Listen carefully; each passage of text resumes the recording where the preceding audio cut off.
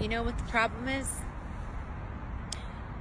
You being mean to you. And it's something we all do.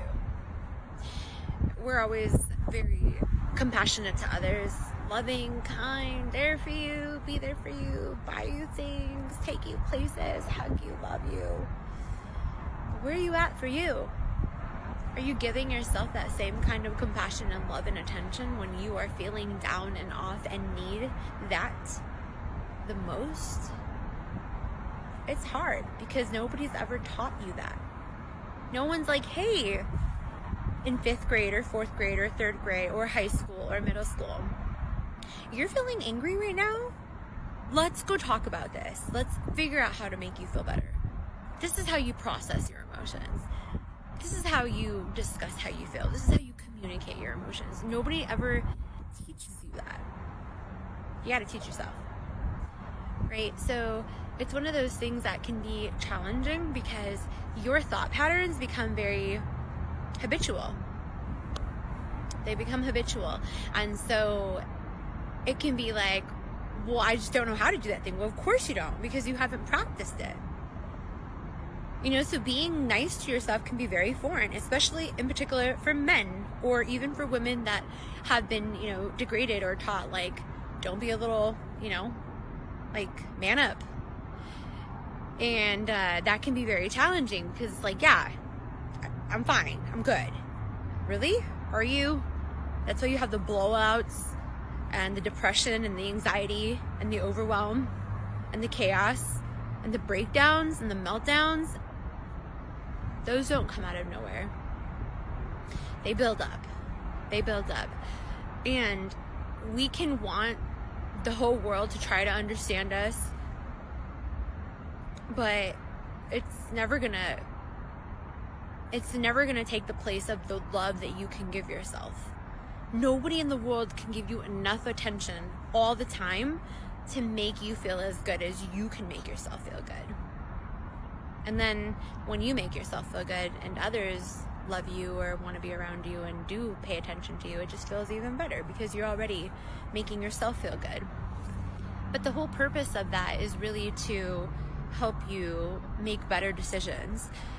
When you are compassionate with yourself and loving to yourself, you're more likely to give yourself that attention and the love and the compassion that you need to make a decision. You're less likely to stay stuck because you're not going to be beating yourself up about a mistake or regretting something over and over and over forever, for years. You know, the light rail agrees. It's a game, friends. Compassion, your self-compassion is a game. It's a skill, and it takes time to learn. But just know that you're so worthy of it. You're so worthy of it. And this is a reminder to myself too.